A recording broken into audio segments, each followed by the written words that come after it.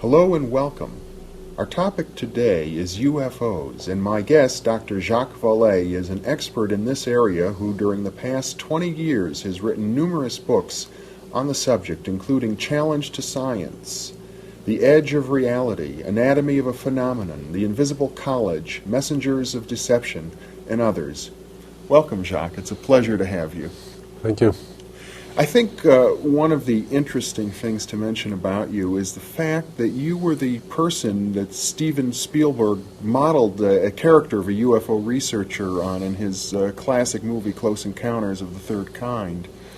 I think he was intrigued with the idea of a French scientist running around the United States investigating the UFO phenomena.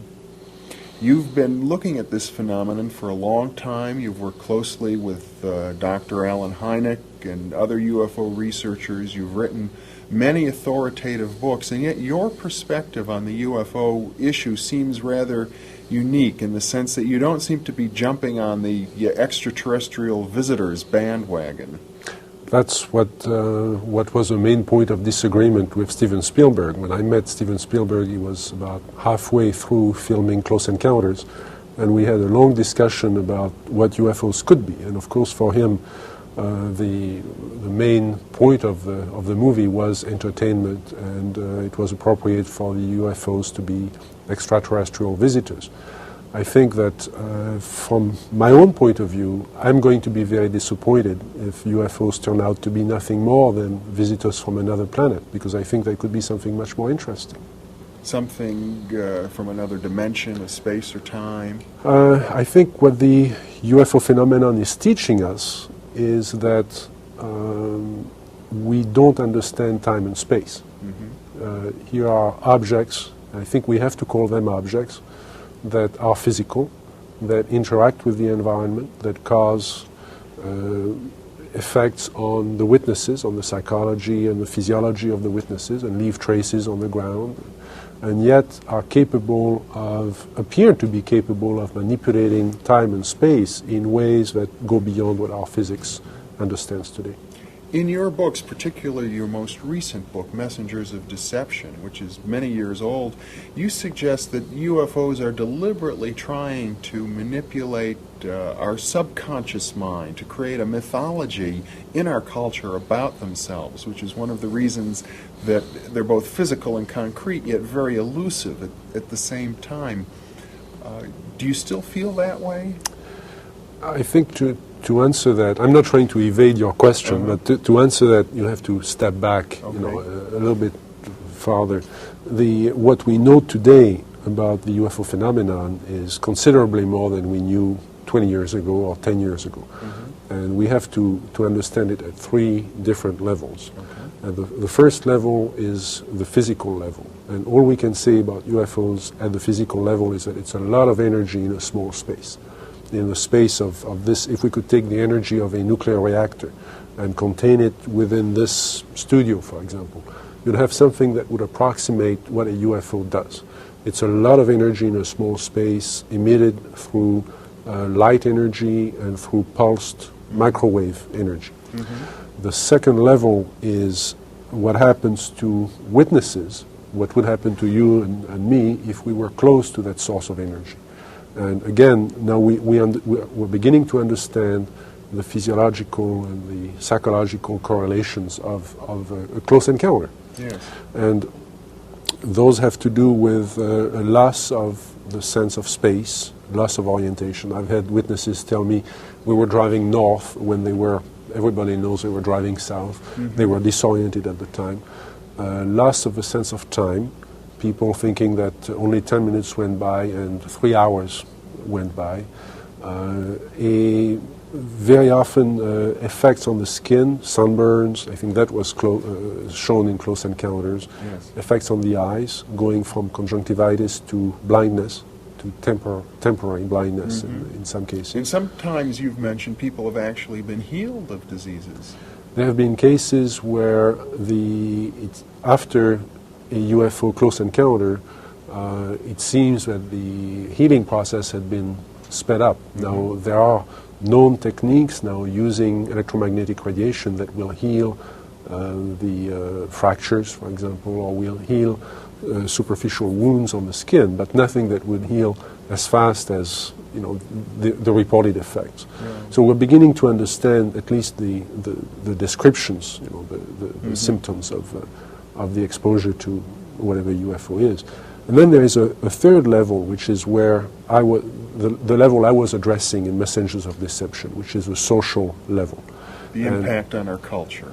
Yes, and the impact on our belief systems. Mm-hmm. And at that level, and that's something that's very difficult to convey to the believers in UFOs, the believers in little green men from space, that at that level it really doesn't matter whether UFOs are real or not. If enough people believe that something is real, then it is real in its effects. In terms of its social reality. In terms of the social reality, in terms of what people act according to their beliefs. Yeah. And that opens a question of, really at two levels, could the UFO phenomenon be manipulating us? Could it be a teaching system of some sort? Perhaps something that we are creating ourselves, perhaps a series of images that we are projecting. I think Carl Jung came very close to expressing that idea in one of his books. Or could it be manipulated purposely by people who have the technology to simulate UFO sightings? And people say, well, of course not. Who would do a thing like that? Well, I would remind you that during the Watergate investigation, it was discovered that there was a plan originated in the White House to surface a submarine off the coast of Cuba and paint the second coming of Christ over the island of Cuba using holograms. Which is well within our technology today. The idea was that since there is a large Catholic population in Cuba, they would be so upset by this vision that this would saturate the communication channels, the telephone system in Cuba, long enough for an invasion to take place. How interesting. I'd never heard of that. Well, I think that's a classic in psychological warfare, but that kind of manipulation is well understood, and I have personally investigated several apparently genuine UFO cases where there was, in fact, my conclusion, the conclusion of scientists working with me, was that there was, in fact, a manipulation taking place, and that it was not a hoax on the part of the witnesses, but a hoax on the part of somebody much better organized than... So there are possibly all of these levels going on simultaneously. Today, with the current technology, that would be possible. One of my interests, as you know, has been to look at ancient sightings, old sightings before World War II, for example, when there is really no confusion with modern technology. And if people described, say, in 1925 or in 1825, a disc flying through the air, then it can only have been very, very few phenomena could have produced it. And there have been some well-documented sightings going back to the 19th century, for example. There was, starting in 1896 and going into the spring of 1897, there was a remarkable wave of sightings of airships. Those were described as oval objects flying through the sky with lights on them. And of course, the people in those days could only compare it to dirigibles, could only compare them to airships. And those objects were capable of doing all the things that UFOs do today, including taking off very quickly and making 90-degree turns and landing and occupants coming out of them. And if nothing else, I think this is part of our folklore. This is something that we should be studying as part of our folklore. What have you been doing since the publication of Messengers of Deception? Well, I've been really working in two directions. I think that one of the contributions that I can make is trying to develop, or to help develop new methodology to deal with this phenomenon. This is not, we don't know where the phenomenon belongs. We don't know if it should be part of psychology or part of physics or part of meteorology or astronomy. We need to develop and it takes a while for science to develop new disciplines around phenomena that don't fit. And I think that's one of the opportunities with the UFO phenomenon. So I've tried to develop methodology that would enable us to deal with the complexity of the reports. And I'm doing this right now using artificial intelligence techniques to develop a very simple screening model. We do know one thing everybody agrees on is that 80% of all the cases reported are not UFOs, that they are explainable phenomena. So if you type the data of these cases into a computer, the computer will probably screen that 80% out. Exactly. Maybe not the 80%, but if you could just eliminate the 60% and put them into lower priorities, you would save a lot of time of investigators who could go after the high strangeness cases or high priority cases. So that's what I've been doing. As a byproduct of that, you get information on the structure of the phenomenon, the structure of the knowledge about the phenomenon that I think is going to give us some insights into how to approach it. The other thing I've been doing is personal investigations, and I don't belong to any group or to any organization whatsoever. I'm doing this strictly on my own with a small network of friends and scientists and other investigators who help me. And I'm fairly frequently in Europe. I've also traveled to South America and, of course, within the US. And I've tried to investigate cases that had not been reported to the media, had not been reported to UFO organizations. To avoid possible contamination from other researchers who may have made suggestions. Exactly. Or simply the pressures on the witnesses themselves to embellish their stories and so on. So I try to go after cases that are reported directly to me. Have you come up with anything new or interesting in these cases? Yes. I go after cases where I have continued access to the witnesses and continued access to the site, where I can go back month after month or year after year and continue to follow those cases. One case that I'm especially intrigued with, that I'm continuing to follow, is the case of Dr. X in France. That's an interesting one, because I know I interviewed you in 1973 about this very interesting case. Well, it's a case that goes back to 1968. The witness is a medical doctor of some reputation in the south of France, which is why he never wanted his name published in connection with the sighting, so he was referred to as Dr. X.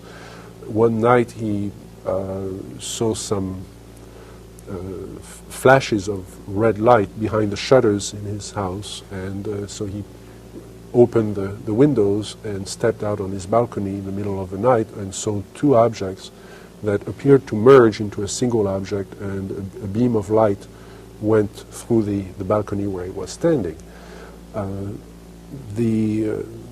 Being a scientist, being a medical doctor, he had made a number of observations that during the sighting that enabled the investigators later to reconstruct exactly where the object had been and the apparent size of the object, and the object was apparently very large.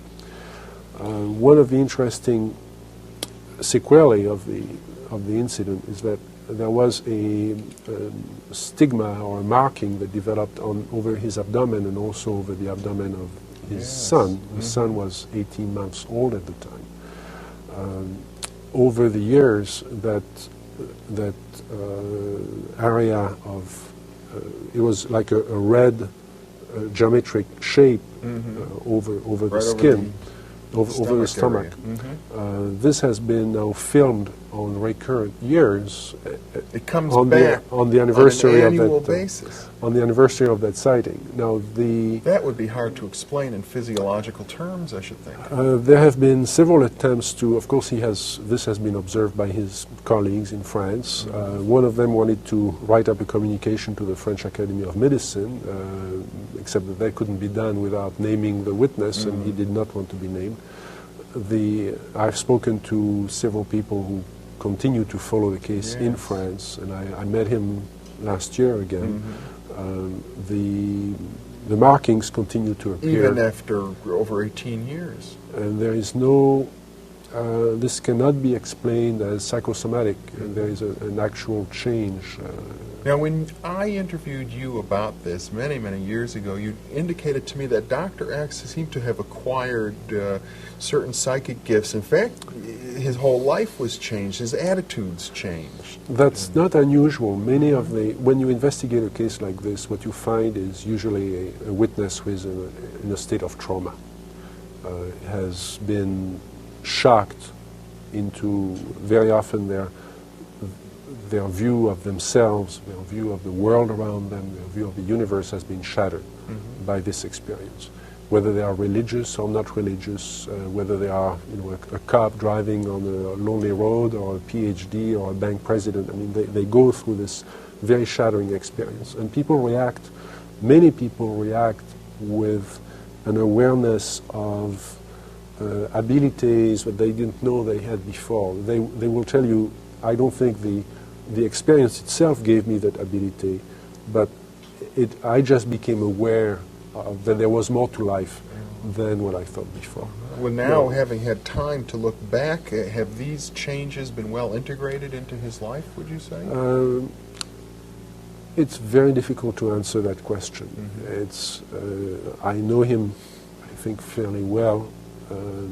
He has certainly continued to hold to that belief that there was another dimension to life. He's become almost a mystic in terms of his awareness of life and death and the place of man in the universe.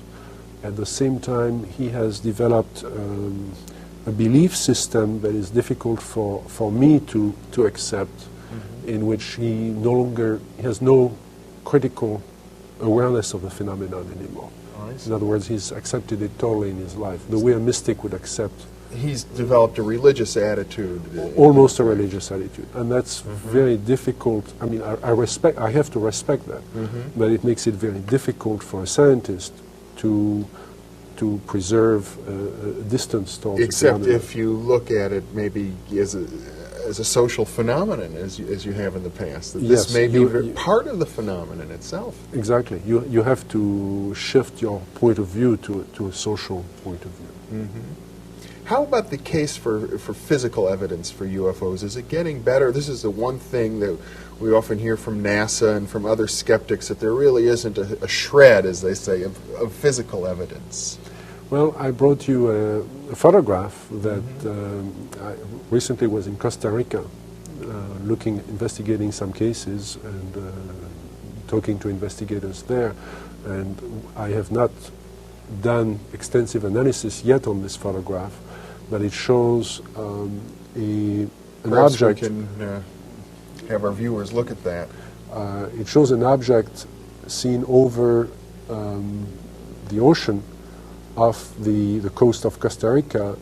What is unusual about the photograph is that it was taken by a mapping aircraft with an excellent camera, and it's shown looking down. The camera was obviously pointing down, and the aircraft was flying horizontally at 3,000 meters. Which is rather low.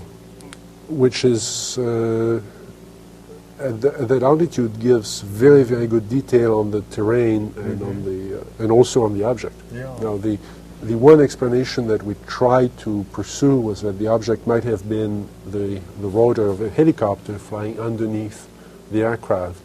But with doesn't look like that. It doesn't look like that. But nothing else looks like that either. So that's where we are. I see. There will obviously be a further analysis done on this. And you've been to Costa Rica yourself on investigations? Yes. There is in every country, still today, there is active, well, this is a phenomenon that goes through waves. It goes through periods of intense activity where clearly all over the world things are relatively quiet. But in practically every country, you will find, if you have to look for those reports, but the reports are there, and the phenomenon continues to be manifesting. And France, where you're from, is one of the stronger countries in this area, aren't they? Yes. What is happening, though, is that people are, because of the attitude of the scientific community being very negative on the topic itself, that people are just not reporting what they see anymore. And so we're losing the opportunity to obtain good data about the phenomenon. France may be the exception, because in France, for many years, there has existed an organization called GEPAN, G-E-P-A-N, which is a subset of the French equivalent of NASA, the CNES, French Committee for Space Studies. And they have funds and a small staff. This is not by any means a large organization, but they do have a budget to investigate UFO reports, especially those coming through the police and the gendarmerie in France. So the procedure is very well established. GEPAN has contacts with every part of the French government and receives all the sightings that... And I understand in Brazil there was at one time some official acknowledgement of UFOs. There have been, in fact, I was in France last year at a briefing of GEPAN and the staff of CNES on the UFO phenomenon as seen from the United States. And I was there with Professor Heineck, who since has died, unfortunately, and with a medical doctor who is with the U.S. Air Force and has been very interested in cases like the Dr. X case. And we briefed, there was a very two-day exchange of views with the people at GEPAN. There is a considerable amount of data that has been gathered by those organizations. GEPAN had been approached officially by several countries wanting to use GEPAN as a model to do the same thing in their own countries. You mentioned CNES? CNES. That's the French NASA. Oh, I see. They are the people responsible for Ariane, for Ariane Espace, the Ariane rocket. Oh, yes. And they are the people responsible for Spotimage, which is a new satellite for exploration of the Earth. Well, certainly the European space program seems to be making some strides now. Yes. For a while there was a committee in the Soviet Union that was active in UFO research. I don't know what the status, what the current status of that committee is. We're not hearing a lot from the Soviet Union. There is active interest. There is an active, as I understand it, an active exchange of correspondence between the Soviet Union and France on this topic. I thought I heard some years ago an official pronouncement by the Brazilian government that this is an area that should be looked into. Brazil has always been interested in the phenomenon. There are remarkable cases in Brazil. I had the opportunity to reinvestigate a case in Brazil where two people had died during, I don't want to say as a result, but during a sighting? Coincidence with a sighting of a UFO sighted by many people over a wide area. And I had the full cooperation of the police department in Rio, and they have a detective who was detached to continue to study this case and to gather information about that case. Here in the United States, are there any trends that would distinguish us from the kind of reports you find around the world, or are they all similar? The reports in the U.S. are absolutely indistinguishable from those in other parts of the world. And that's one of the remarkable things about this. Because you might otherwise expect phenomenon. Cultural differences. There are very few. There are differences in the way phenomenon is reported, and the way it is treated by the media. In the U.S., the media tends to polarize everything. So either you have to be for or against UFOs. You have to be either you believe in them, in which case you believe in extraterrestrials, or you don't believe in them. And it's very difficult to take a middle position, to say this is a phenomenon that does exist and we don't understand it, and it may be extraterrestrial, but it's probably something else. When you talk to the witnesses in every country, including the U.S., what they are telling you is that they have seen something that was there, that was part of their reality, part of their physical reality, and yet was capable of appearing out of nowhere or disappearing instantly. And that's why interesting. I think it's a challenge to our concept of science, to our concept of technology. My business is technology. I cannot afford not to. I cannot afford to ignore this phenomenon. Do you anticipate then that there may be some major impact on our culture as a result of this? I think even if we never understood the UFO phenomenon in the next 200 years, but we only understood how they manipulate the pulsed microwaves, for example, that itself would be a breakthrough in our technology. If we could only duplicate what that phenomenon does. I haven't heard much about this pulsed microwaves. Is this a new discovery? It's a convergence of work by several people looking both at the traces left on the ground, the impact on witnesses, the sounds and the visual effects that seem to be produced inside the brain, the heating that is produced on cars or metal or the ground in the vicinity of the object or in the vicinity of the phenomenon. All this strongly suggests pulsed microwave radiation in connection with light radiation. One of the suggestions, Jacques, that you made in your book, The Invisible College, as I recall, is that the UFOs may be associated with some of the mystical or occult ideas of hidden masters or groups of very wise and beneficent entities that were trying to teach humanity. I didn't take it that far. Okay. I suggested that first, any new phenomenon, even if you go back to the 15th century, when you look at electricity, for example, or electrostatics, as it was observed then but not understood, has the potential of being regarded as magical. Yes. I think Arthur Clarke said that any technology that we don't understand has to be magic, has to be perceived as magical. I'm paraphrasing badly what he said. Clearly, here is a phenomenon that is very complex and is showing abilities that we cannot duplicate with our current technology. So it immediately calls to mind magic, and occultism. Yes. If it also contains something that electrostatics and electromagnetism doesn't contain, the potential of being intelligent. If it is intelligent, then we may not be able to study it with science alone. And science is a way of gaining knowledge based on phenomena that are not manipulated by an intelligence. If now there is an intelligence involved, then it becomes much more complex. It requires a humanistic approach. And yes, it requires a much more diverse approach from many different disciplines, and it may be that the people responsible for that manifestation understand the impact that the phenomenon will have on us, on our own imagination. And that's one of the speculations that I proposed, was that perhaps the observations of UFOs were similar to a teaching system. But there is another way of thinking about that. Perhaps we're clearly at a time of great potential crisis on Earth. We have a means of destroying the planet, which we've never had before in the history of man. It may be that there is a collective unconscious.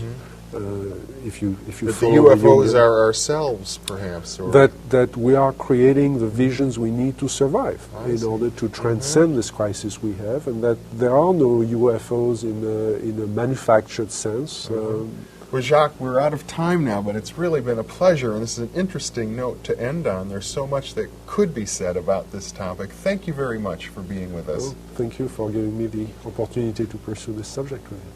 And thank you very much for joining us also.